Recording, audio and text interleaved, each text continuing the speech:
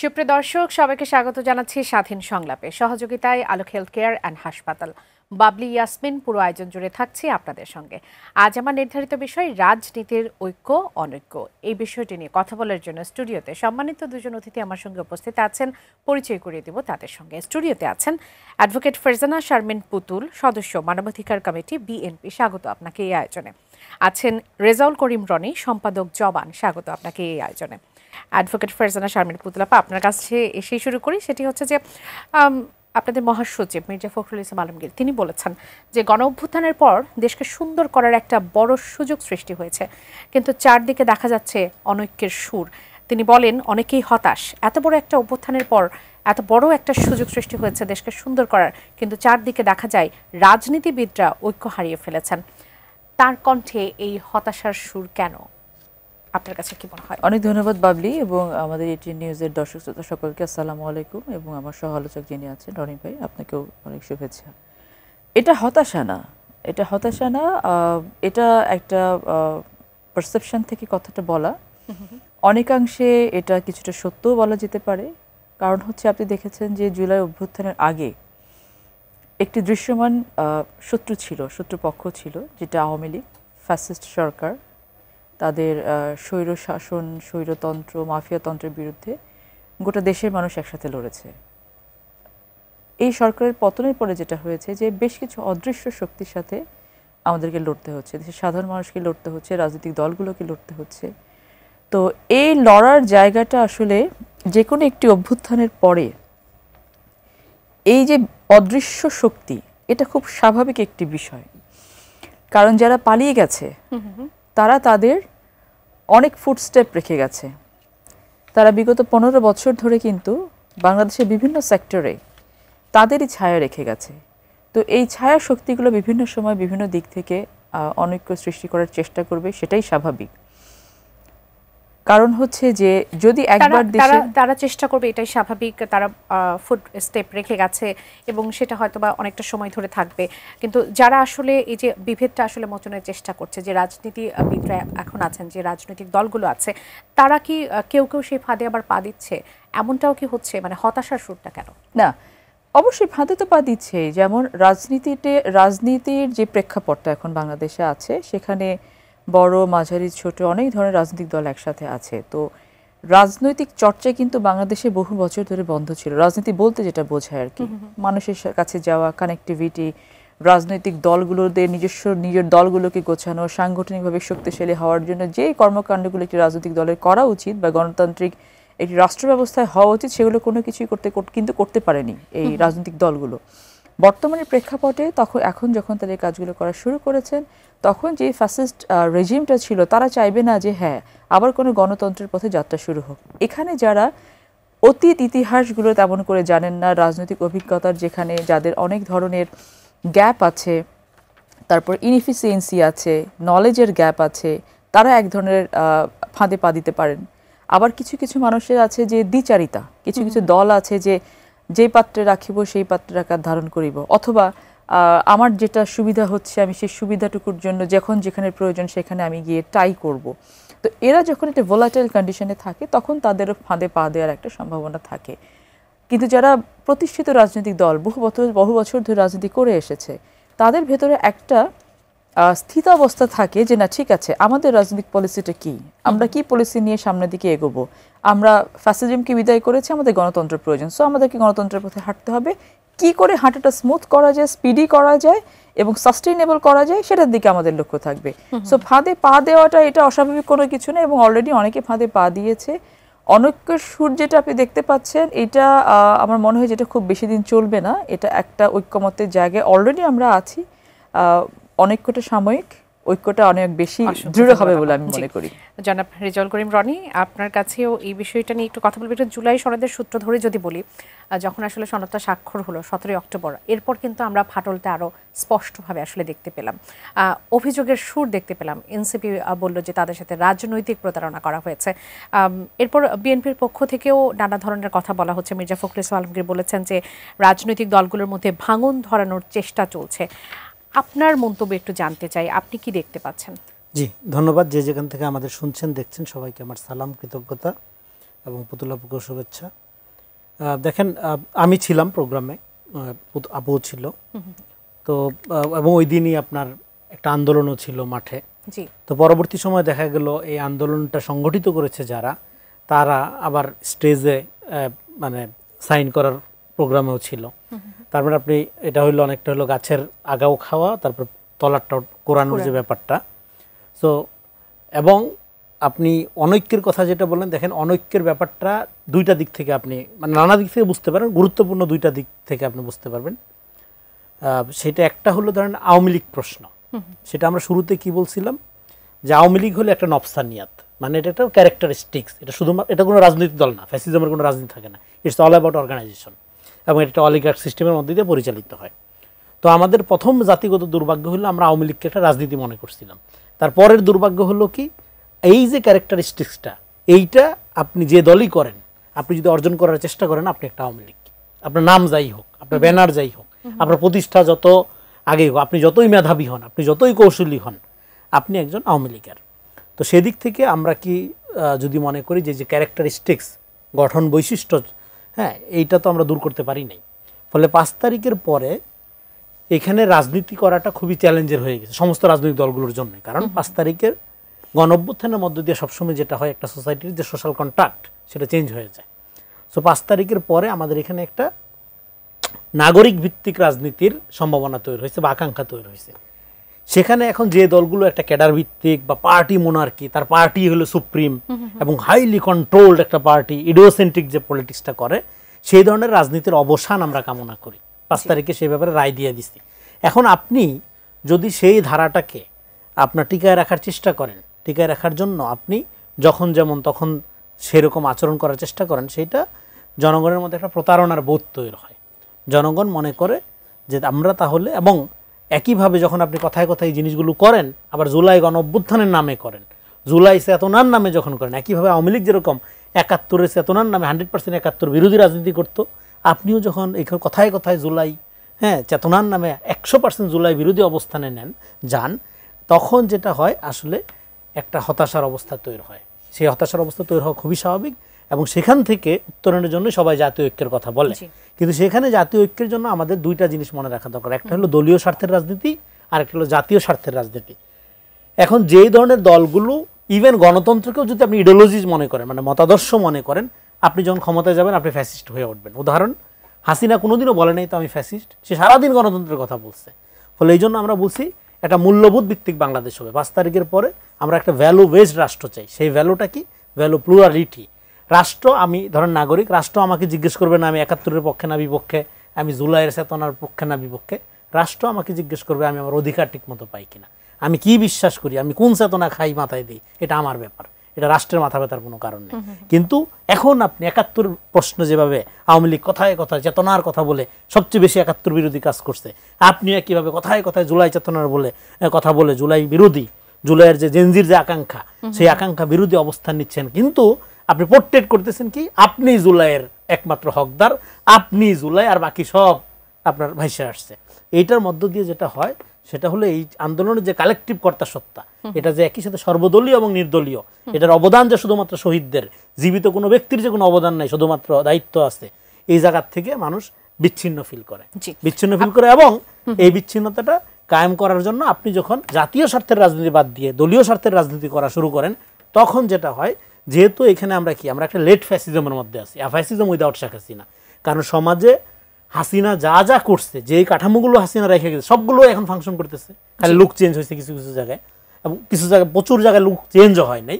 তার মানে এই কাঠামোর মধ্যে আপনি যখন জাতীয় স্বার্থের রাজনীতি বাদ দিয়ে দলীয় স্বার্থের রাজনীতি করেন এবং বারবার ঐক্যের কথা বলেন, এইটা হলো আসলে অশ্বের আপনার অশ্বডিম্ব টাইপের আর কি। তো জাতীয় ঐক্য আপনি যদি রিয়েলি মিন করেন, তাহলে আপনাকে দলীয় স্বার্থের রাজনীতি, যেমন আপনার একটু এটা বলে শেষ করি, আপনার রাজনীতিরা 5 তারিখের পরে সবচেয়ে সংকটে পড়বে। কারণ হলো আপনার এখানে একটা, যেটা আমি বললাম যে ভ্যালু বেস, ভ্যালু প্লুরালিটি লাগবে, আমাদের একটা নাগরিক ভিত্তিক রাজনীতি লাগবে। এখানে আপনার ধরেন প্রচুর সমর্থক আছে, বা আপনি খুবই ক্যাডার ভিত্তিক সংগঠন, বা আপনার খুবই সুশৃঙ্খল একটা অর্গানাইজেশন আছে। আপনার জন্য দুঃসংবাদ হইল 5 তারিখে এই ধরনের ক্যাডার ভিত্তিক সুসংগঠিত রাজনৈতিক দলের বিরুদ্ধে গণ অভ্যুত্থান হয়েছে। ফলে এখানে আলট্রা ফ্যাসিজমের যে সম্ভাবনা সেইটা এখানে বাংলাদেশে চলবে না। বাংলাদেশে চলবে কি নাগরিক ভিত্তিক। এই জন্য জনগণের কথা বলে আপনি বিভিন্ন দাবি দাওয়া তুলে নিজেদের সমর্থকদের হাজির করবেন, হাজির করে বলে এই যে জনগণ চাচ্ছে, নো, জনগণ এগুলো চায় না। আমরা নাগরিক ভিত্তিক বাংলাদেশে যেটা দেখতে চাই সেটা হলো দলীয় স্বার্থের রাজনীতি না, জাতীয় স্বার্থের রাজনীতি। এবং জাতীয় স্বার্থের রাজনীতি করার জন্য আপনার রাজনৈতিক অবস্থাটা যদি এরকম হয় যে আপনার দলের পজিশন ভালো হচ্ছে না কোনো একটা সিদ্ধান্তের ব্যাপারে, আপনাকে মাইনে নিতে হবে। কিন্তু সেটা মেনে না নিয়ে ছলে বলে কৌশলে আন্দোলনও করা, আবার মিটিংও করা, আলোচনাও করা, হ্যাঁ, এবং সব জায়গায় থাকার মধ্য দিয়ে আসলে যেটা হয় আপনার এখানে আপনার যে রাজনৈতিক পটেনশিয়ালিটি 5 তারিখের পরে আপনার যে রাজনৈতিক বিকাশের যে সুযোগ ছিল সেটা আপনি নিজেই ক্ষতিগ্রস্ত করেছে। যে আপা শারমিন পুতুল আপা, একটু আমার আরেকটি শিরোনাম ছিল যে আগে গণভোট না হলে নির্বাচন হতে দেবে না দেশের মানুষ। যেমনটি রনি ভাই এতক্ষণ বলছিলেন যে দেশের মানুষের অজুহাত দিয়ে বা দেশের মানুষের কথা বলে আমরা অনেক কিছু আসলে বলা হয়। গণভোট দেশের মানুষ আসলে কতটুকু বোঝে, বা গণভোটের প্রেক্ষাপট বা ইতিহাস আমরা যতটুকু জানি সেটি আমাদের আসলে কি বার্তা দেয়? গণভোট নির্বাচনের আগে হবে না, পরে হবে না, নির্বাচনের সময় হবে, সেটি নিয়ে দেশের মানুষ কি মানে রায় দিয়েছে এরকম কি মানে আপনারা বুঝতে পারছেন? গণভোট যদি না হয় তাহলে নির্বাচন হতে দেবে না, এমন পরিস্থিতি কি তৈরি হয়েছে? বেশ কিছুদিন ধরে, গত 3-4 মাস ধরে যারা কথাগুলো বলেছেন, যার স্টেটমেন্ট আপনি বললেন, তারা গত 4 মাস ধরে তাদের দল এবং তাদের বিভিন্ন পর্যায়ে শীর্ষ পর্যায়ের নেতৃবৃন্দ পিআর এজেন্ডা নিয়ে মাঠে ছিলেন আর কি। তো সেটা তারা অনেকভাবে চেয়েছেন দেশের জনগণকে ফিড করতে, ইনজেক্ট করতে, মেন্টালি অনেকটা ক্যাপচার করার চেষ্টা করেছেন, বাট দে ড্রাস্টিকলি হ্যাভ ফেইলড। এবং আলটিমেটলি গতকালকে নাহিদ ইসলামের একটা স্টেটাস যখন আমরা ফেসবুকে দেখেছি, তখন আমরা এটা মিলিয়ে দেখেছি যে বিষয়টা তো আসলে যেটা আমরা বলার চেষ্টা করি, this is the same thing. তো এখন হয়তো পিআর নিয়ে কথা বললে আর তেমন কোনো ভাবে মানুষের কাছে কথাগুলো বিক্রি করা যাবে না, সো দ্যাটস হয়তো তারা ওনারা মনে করছেন যে আরও একটা কিছু আমরা কথা এখন মাঠে নিয়ে আসি। সমস্যাটা হয়ে গেছে কি, রনি ভাই যেগুলো বিষয়গুলো বলছিলেন যে চেতনা বিক্রির যে বিষয়টা, মূল্যবোধ বিক্রির যে বিষয়টা, এখন জুলাই অভ্যুত্থানটাকে যদি আমি সেগমেন্টালাইজড করে ফেলে এবং আমরা যদি ভাগ করি যে আমি জুলাই অভ্যুত্থানের নায়ক, আমি না, এই ক্রেডিট আমার, সেক্ষেত্রে হয় কি, ওই যে জুলাই লাগবে জুলাই ফেরিওয়ালার মতো করে যদি আবার বিক্রি করতে থাকি, 71 লাগবে 71-এর মতো করে চেতনা বিক্রি করি, তাহলে আলটিমেটলি আমরা যে খোয়ারে ছিলাম সেই খোয়ারেই থাকবো। সো আমাদের ওই মূল্যবোধের জায়গাটাতে ট্রিগার করাটা খুব জরুরি, খুবই জরুরি এই সময়। পরিবর্তিত আমরা যদি পরিবর্তন চাই, তো পরিবর্তন আমাদেরকে স্ট্রাকচারালি করার আগে আমাদেরকে মনে করতে হবে যে স্ট্রাকচার চেঞ্জ করে আমরা যারা ওখানে বসবো আমরা ওই স্ট্রাকচারটাকে মানব। আমাদের দেশে প্রতিটা নিয়ম করা হয়েছে নিয়ম ভাঙার জন্য, মিসইউজ করার জন্য, ডিসিপ্লিনটাকে ভাঙার জন্য, এবং এগুলোকে প্রাতিষ্ঠানিক রূপ দেওয়া হয়েছে বিগত সময়গুলোতে। তো গণভোটের যে বিষয়টা, এখন উনি কি করে জানলেন যে জনগণ এটা চায়? জনগণের কি উনি ম্যান্ডেট নিয়েছেন সেখানে? অবশ্যই জুলাই সনদটাকে বাস্তবায়িত করাটা হচ্ছে মেইন বিষয়।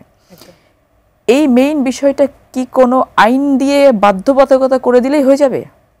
আপনি একটা আইনের কাঠামোর মধ্যে নিয়ে আসলেন, বাংলাদেশে কি আইন নাই? বাংলাদেশে কি প্রেসিডেন্সিয়াল অর্ডার ছিল না? বাংলাদেশে পার্লামেন্ট থেকে পাশ করা আইন নাই? জুডিশিয়ারি রেফারেন্স নাই? আছে তো। আজকে রেপের যে শাস্তি, মৃত্যুদণ্ড, এটা বন্ধ হয়ে গেছে। সো আপনাকে মাথায় রাখতে হবে যে আমি যাই করছি না কেন, জুলাই সনদ it's a piece of paper only. এটার এক্সিকিউশনটা ডিপেন্ড করবে যে এই জিনিসগুলো নিয়ে কারা কাজ করছেন। আজকে 8 থেকে 9টা মাস ধরে বাংলাদেশের যে ক্রাইসিস মোমেন্টে টাইম ইজ মানি, যে 5ই আগস্টের পর থেকে একটি গণতন্ত্রের পথে যাত্রার জন্য যে ট্রানজিশন পিরিয়ডটা, এটা হচ্ছে সব থেকে ভ্যালুয়েবল থিং ছিল সময়টা। সেই সময়ের 8টা মাস পুরো বাংলাদেশের যারা হর্তাকর্তা ছিলেন তারা পাশ করেছেন কিসে? এই জুলাই সনদটাকে তৈরি করার জন্য। এখানে যদি এখন আমরা এসে অত্যুক্তি করার চেষ্টা করি বা বলার চেষ্টা করি it was nothing, it was just show off, তাহলে বাংলাদেশ কোথায় গিয়ে দাঁড়ায়? আর তাহলে আমরা কেন এই সময়টুকু নষ্ট করলাম? সেজন্য জুলাই সনদ যেটা হয়েছে, এই সনদের পেছনে প্রতিটা মানুষের কিন্তু এখানে মেন্টাল ইনভলভমেন্ট আছে, ফিজিক্যাল ইনভলভমেন্ট আছে, ইন্টেলেকচুয়াল ইনভলভমেন্ট আছে, সব কিছু করে একটা পর্যায়ে তারা এসছে। কিন্তু আমরা যদি সদিচ্ছা না করি, যারা আমরা বসে কাজগুলো করেছি, আমরা যদি সদিচ্ছা না করি, তাহলে কোনোভাবে কি এগুলো এক্সিকিউশন করতে পারবে কিনা। সো কথা ঘুরে ফিরে এক জায়গাতে আসে যে অযথা বুলি আউড়ে লাভ হবে না। আমাদের যদি মানসিকতা, আমরা রাজনীতিবিদরা মনে করি যে আমরা চাই যে দেশটাকে আবার ওই জায়গায় ফেরত যেন না যেতে হয়, যেটাতে আমরা সবাই সাফার করেছি, আমরা চাই যে সামনের দিকে এগোতে।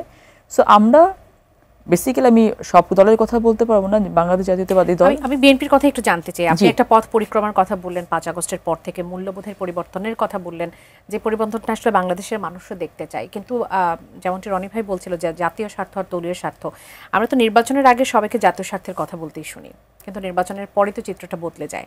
মানে এখন বিএনপি ওই বিশ্বাসের জায়গা কি তৈরি করতে পেরেছে? আমি বলি বাবলি আপনাকে, জাতীয় স্বার্থ দলীয় স্বার্থ দুটোর কনফ্লিক্টটা কেন আমরা করব? দলের একটি স্বার্থ থাকে, দল একটি রাজনৈতিক দল, যদি আপনি বলেন যে রাজনৈতিক দলের হায়েস্ট স্বার্থ কি থাকতে পারে, যে হ্যাঁ তারা রাষ্ট্র ক্ষমতা পরিচালনার দায়িত্ব যেতে চান, এটা তার দলীয় স্বার্থ। কিন্তু জাতীয় স্বার্থ যেটা, এটা আরো অনেক ভাস্ট। আমরা বলেছি ব্যক্তির চেয়ে দল বড়, দলের চেয়ে দেশ বড়, আমাদেরকে সেভাবে দেখতে হবে, আমরা কখনো কনফ্লিক্টে যাব না।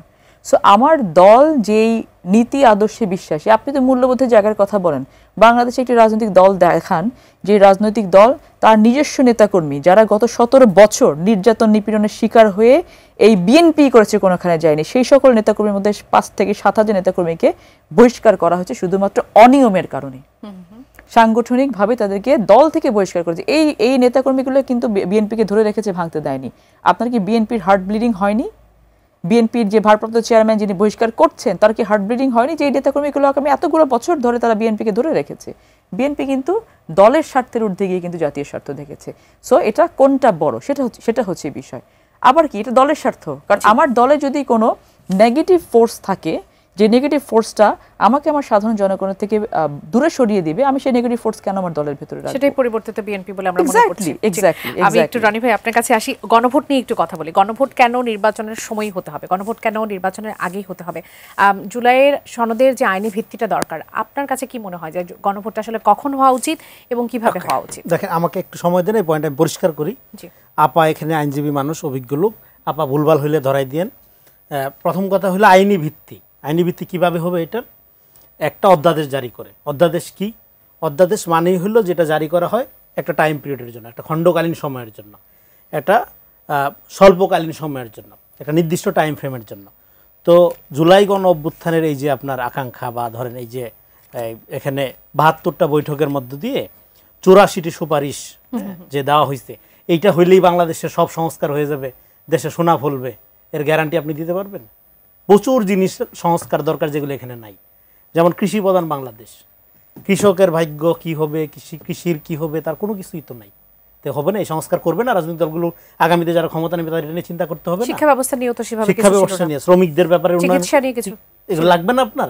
তার মানে কি? তার মানে হলো আপনি এইটার সংস্কারের এই যে এটা হলো একটা মিনিমাম প্রাইমারি বুনিয়াদি ব্যাপার আর কি, এটা শুরু করা, কিন্তু এই জিনিসটা লাগবে আমাদের। আমি সংস্কার কথাটারও বিশ্বাসী না, আমি মনে করি একটা পুনর্গঠন লাগবে। 15 বছরে রাষ্ট্রের সমস্ত প্রাতিষ্ঠানিক ব্যাপারগুলো ধ্বংস করে দেওয়া হয়েছে, এটা একটা পুনর্গঠন দরকার। এখন পুনর্গঠনের জন্য এখানে সরকার একটা উদ্যোগ নিচ্ছে। প্রথম কথা হলো এই যে এই উদ্যোগটারই আমি বিরুদ্ধে, এই যে একটা সংস্কার একটা আমলাতান্ত্রিক প্রক্রিয়ার মধ্যে নিয়ে যাওয়া।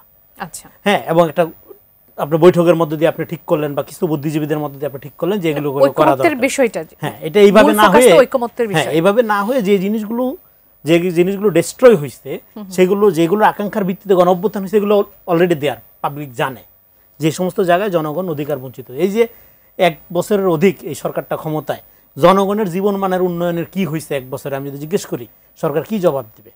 মানুষের আকাঙ্ক্ষা, মানুষের দ্রব্যমূল্যের অবস্থা, আপনার পরিবহনের চাঁদা, তারপরে হলো ধরেন স্বাস্থ্যসেবা, আরো যা যা বলি, সেটা আগের অবস্থার থেকে হ্যাঁ একটা আপাত স্বাধীনতা আমরা পাইছি। সেই স্বাধীনতা পাওয়ার এই জীবন দিয়ে একটা গণ অভ্যুত্থান, প্রায় বিপ্লব স্কেলের গণ অভ্যুত্থানের পরে, এটা তো হওয়ার কথা ছিল না। তাহলে এটা যে আপনি করতে পারলেন না, এখন কথায় কথায় সংস্কারের দোহাই দেন। 3-4 বছর আগে নির্বাচনের কথা বললে এটা একটা ব্লাসফেমাস ব্যাপার হইতো। আপনি জুলাই গণ অভ্যুত্থানের গাদ্দার, এটার বিরুদ্ধে যাচ্ছে, নির্বাচনের কথা বললে এটা পাপ ছিল।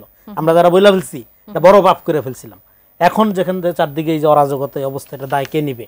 হ্যাঁ, যারা ছলে বলে কৌশলে নির্বাচন পিছাইতে চাচ্ছে, দায় তাদের নিতে হবে। এই যে আপনি খবরে পড়লেন যে 12,000 কোটি টাকা এক আগুনেই ক্ষতি, এ দায় কে নিবে? তো যাই হোক, আপনার প্রশ্নে আসি। তাহলে গণভোটের এই যে আইনি ভিত্তি, দেখেন পলিটিক্যাল প্রবলেমের লিগ্যাল সলিউশন ইজ ডেঞ্জারাস। আমাদের রাষ্ট্রের পুনর্গঠন লাগবে বা সংস্কার লাগবে, এটা তো পলিটিক্যাল সমস্যা, তাহলে আপনি এটাকে লিগ্যাল সলিউশন যদি করতে চান এটা ডেঞ্জারাস হবে, আত্মঘাতী। ফলে এই যুক্তিটা আমি শুরুতেই আপনাকে একটু আটকে দিই, কেননা গণভোটের বিষয়টা আসলে পরিষ্কার হওয়া খুব বেশি জরুরি। আমাদের সঙ্গে দুজন দর্শক আছে, কিন্তু একটা বিরতি নেবার সময় হয়ে গেছে। আমি বিরতির পরে এই অংশটা একেবারে শুরু করি। দর্শক স্বাগত জানাই, কে বলছেন, কোথা থেকে বলছেন, আপনার প্রশ্নটি করবেন। আসসালামু আলাইকুম। ওয়ালাইকুম সালাম। আমি মন্ডি হায়দার বলছি। বলবেন আপনার প্রশ্ন। আমার প্রশ্ন রয়েছে, আমরা এক বাঙালি 100 হতে পারি, 100 বাঙালি কখনো এক হইতে পারবো না।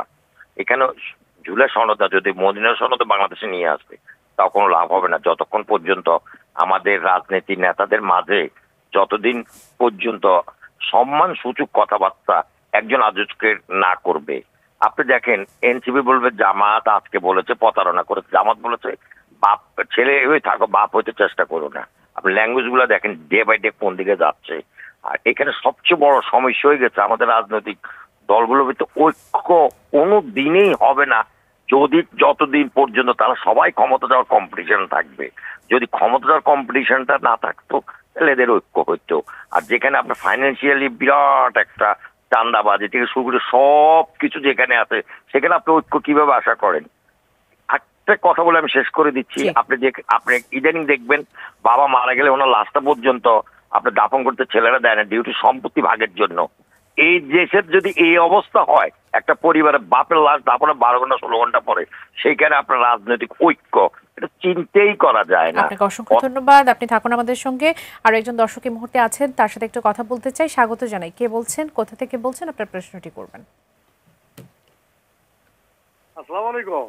জি ওয়ালাইকুম সালাম, শুনতে পাচ্ছি আপনাকে, বলবেন। বগুড়া থেকে বলছিলাম ম্যাডাম। হ্যাঁ বলবেন। আমি ম্যাডামের কাছে এবং ভাইয়ের কাছে আমার প্রশ্নটা হচ্ছে কি, আমরা 5 তারিখের পরে আমরা এই দেশকে আমরা কি উন্নয়ন করলাম, এই 14 মাস 15 মাসে কি উন্নয়ন করলাম, এবং আমাদের দেশের মানুষ কি উন্নয়ন পেল। আর একটি বিষয় হলো কি, যে আপনি প্রত্যেকটা সেন্টারে খুললি দেখি খালি নির্বাচন ক্রিয়ার, এই যে প্রত্যেকটা দুর্বমূল্য উদ্রগতি, এই বিষয়ে তো কি কথা বলে না। আমরা আপনাদের কাছে অনুরোধ থাকলেও যে দেশের মানুষকে বাঁচান, দেশকে বাঁচান। দেশ বাঁচলে মানুষ বাঁচলে সবকিছুই বাঁচবে, দেশ না বাঁচলে মানুষ না বাঁচলে রাজনীতিতে কিছু হবে না। রনি ভাই, আপনার কাছে ছিলাম, গণভোটের বিষয়টি নিয়ে আপনি কথা বলা শুরু করতে চাচ্ছেন, পরিষ্কার করতে চাচ্ছেন। আমি ছিলাম সেটা হলো যে পলিটিক্যাল প্রবলেমের লিগ্যাল সলিউশন ইজ ডেঞ্জারাস, আত্মঘাতী কাইন্ড অফ। আচ্ছা, এখন আমি আপনাকে বলি, ধরেন এই সরকার সব মিলিত ঐক্যমতের ভিত্তিতে গঠিত, তাহলে সেই সরকারের কমিশন, এবং যেহেতু ঐক্যমতের ভিত্তিতে গঠিত তার মানে সরকার বৈধ, তারপরেও তারা 106-এর একটা রেফারেন্ডাম নিয়ে আসছে কোর্ট থেকে, সব মিলে সরকার বৈধ, তাহলে এই সরকারের গঠিত কমিশন বৈধ। এবার এই কমিশনের মধ্যে বৈশা 72টা সিটিংয়ে বসে 84টা প্রস্তাবনা বিভিন্ন রাজনৈতিক দল মিলে রেডি করলো, যদিও আমরা আরও অনেক কিছু সংস্কার লাগবে আমাদের ভবিষ্যতে, সেইটার জন্য আবার আইনি ভিত্তি দরকার কেন, সেটা অবৈধ কেন হবে, সেই প্রশ্ন কেন আসবে? তার মানে আপনি এই সরকার গণঅভ্যুত্থান কিছুই মিন করেন না লজিক্যালি। আপনি যদি চিন্তা করেন, যদি সরকার বৈধ হয়, সরকারের কমিশন বৈধ হয়, সেই কমিশনের প্রস্তাব অবৈধ হয় কেন? তার জন্য আবার আইনি ভিত্তি আলাদা করে দরকার কেন?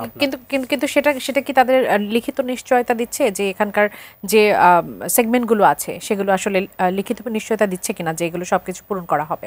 এখানে যেগুলো আছে তার চেয়ে আরো 1000টা জরুরি জিনিস বের করা যাবে। বললাম তো, কৃষি সংস্কার কমিশনই হয় না আপনার, তো কৃষি প্রধান বাংলাদেশ, তারপরে কি নিয়ে আগাবেন?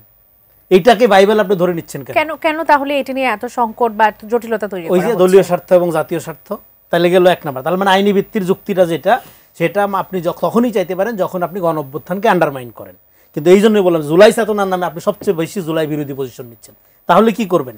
তাহলে যেই সংস্কারগুলো বা যে পুনর্গঠন প্রক্রিয়াগুলো জরুরি, এই যে ভাইরা প্রশ্ন করলো না জনগণ কি পাচ্ছে, আপনি দ্রব্যমূল্যের দামের ব্যাপারে নীতি করতেন, আপনি কৃষকের শস্যের ন্যায্য অধিকারের ব্যাপারে নীতি করতেন, আপনি শ্রমিকের জিনিসগুলোর ব্যাপারে নীতি করতেন, সরকারি চাকরি ঘুষবিহীনভাবে দলীয় পরিচয়বিহীনভাবে পাওয়ার প্রক্রিয়া শুরু করতেন, জনগণ অলরেডি সেবা পাওয়া শুরু করতো, সংস্কারের ব্যাপারে আস্থা তৈরি হইতো। এখন তো কোনো কিছুতেই জনগণের আস্থা তৈরি হচ্ছে না। তাহলে সংস্কার গণঅভ্যুত্থানের শুধুমাত্র সাংবিধানিক ব্যাপারগুলো বাদে বাকি সংস্কারগুলো এই সরকারের করতে 1 বছরের মতো সময় কেউ তো হাত পা বাঁধে নেই, কেউ তো নিষেধ করে নেই, এগুলো আপনি করে ফেলতেন। এখন আপনি আইনি ভিত্তিতে তর্ক তুলতেছেন কেন? তার মানে এটা একটা খুবই অ্যাবসার্ড, এবং এইটা জুলাই গণঅভ্যুত্থানের বিরোধী একটা চিন্তা, যে এটার একটা আলাদা করে আইনি ভিত্তি দেওয়া। কারণ গণঅভ্যুত্থানের চেয়ে বড় ম্যান্ডেট তো আর নাই, গণঅভ্যুত্থান অলরেডি দেয়ার, গণঅভ্যুত্থানে সরকার বৈধ, কমিশন বৈধ, আবার কিসের আলাদা আইনি ভিত্তি? আপনারা নিজেরা সবাই বসতেছে, বৈশা তর্ক বিতর্কের একটা জায়গায় আসছেন। তাহলে কি আপনি মনে করছেন যে গণভোটের আসলে কোনো আইনি ভিত্তির যে জায়গাটা আমি বলি, এবার আইনি ভিত্তি আপনি দিলেন ধরেন একটা অর্ডিন্যান্স জারি করে, অধ্যাদেশ জারি করে, এটা তো খণ্ডকালীন অলওয়েজ।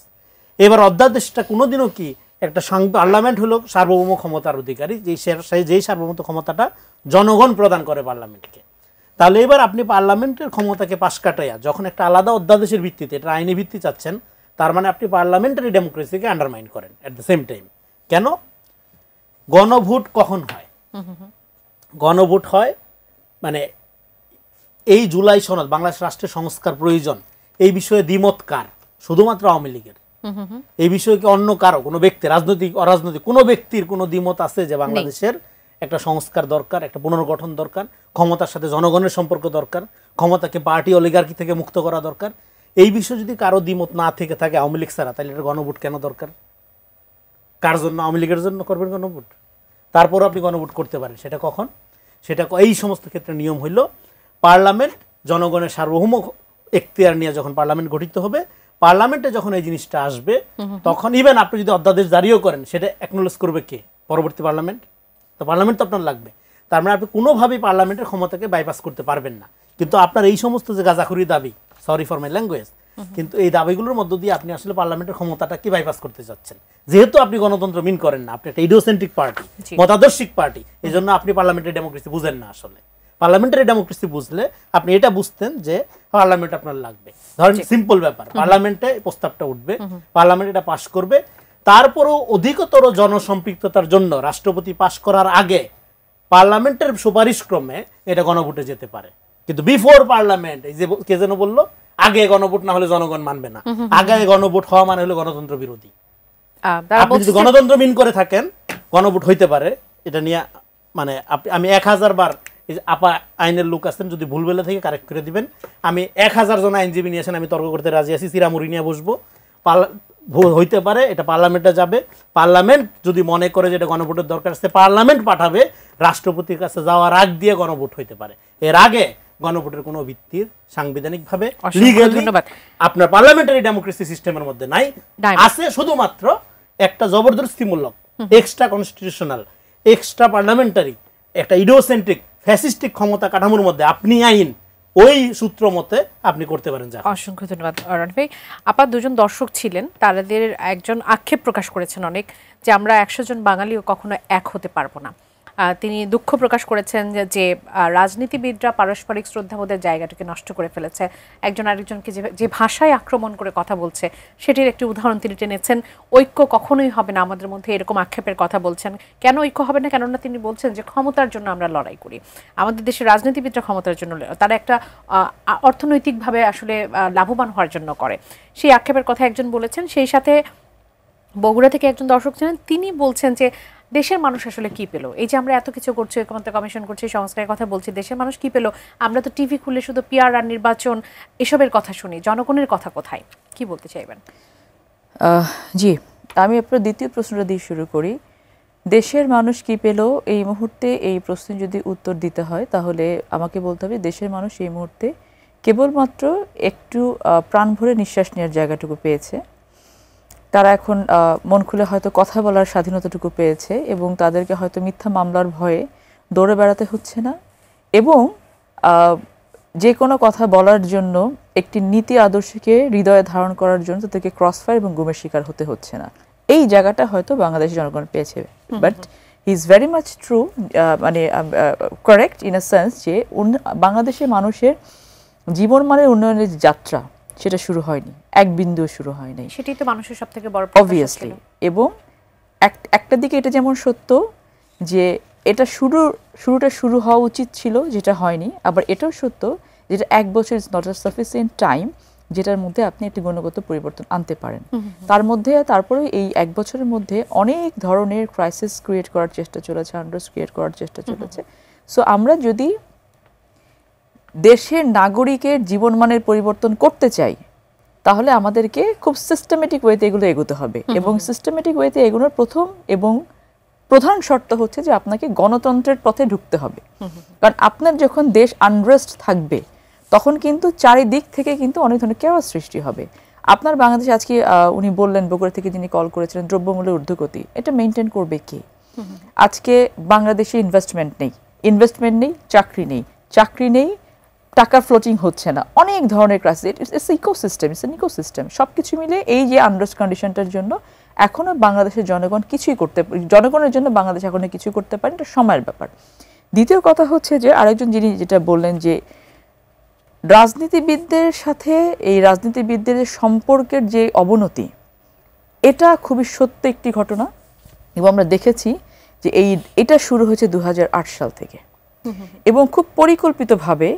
যে আমরা দেখেছি, আমার বাবারা তো রাজনীতি করেছেন, রাজনীতিবিদ ছিলেন তারা। বাংলাদেশে আওয়ামী লীগ একটি দল ছিল, বিএনপি একটি দল ছিল, তারা পার্লামেন্টে গেছে, আমার বাবারা পার্লামেন্টে গেছেন, তুমুল বিতর্ক হয়েছে পার্লামেন্টে, কিন্তু যখন বেরিয়ে এসেছেন তারা কিন্তু একটা সৌহার্দ্যপূর্ণ সম্পর্ক মেনটেন করেছেন, একজনের বাড়িতে আরেকজনের যাওয়া আসার বিষয়গুলো ছিল, অ্যাপ্রিসিয়েশনের রাজনীতিটা ছিল। কিন্তু 2007 সালের পর থেকে এসে এটা একেবারে এমন করে ফেলা হলো যে গোত্রের মতো ভাগ করে ফেলা হলো। একটা সময় হিন্দু মুসলমানের একটা দ্বন্দ্ব ছিল, আওয়ামী লীগ বিএনপি একেবারে, এবং যাওয়া আসে কি, কথা বলা বলি বন্ধ, দেখা দেখি বন্ধ। হ্যাঁ, ওই জায়গাটা থেকে হয়েছে কি যে এখন যে আচরণগুলো হয়, কথা বলাগুলো হয়, একজন আরেকজনকে পাল্টা আক্রমণ করা হয়, এটা আসলে কোনোভাবে কাম্য না। আমরা কিন্তু এই সংস্কৃতির পরিবর্তনটা করতে যাচ্ছি, অ্যাপ্রিসিয়েশন রাজনীতিটাকে আমরা কিন্তু আবার প্রতিষ্ঠিত করতে যাচ্ছি। পর্যন্ত সহনশীলতার পরিচয় দিয়েছে, শুধু সহনশীলতা না, এটা কিন্তু এত ইজিলি বলে ফেললে হয় না। এই সহনশীলতার পরিচয় দেওয়ার জন্য বিএনপিকে প্রতিদিন যত হাজারবার আক্রমণ করা হয়, বাংলাদেশে কোনো রাজনৈতিক দল নেই যে আক্রমণ করা হয় না।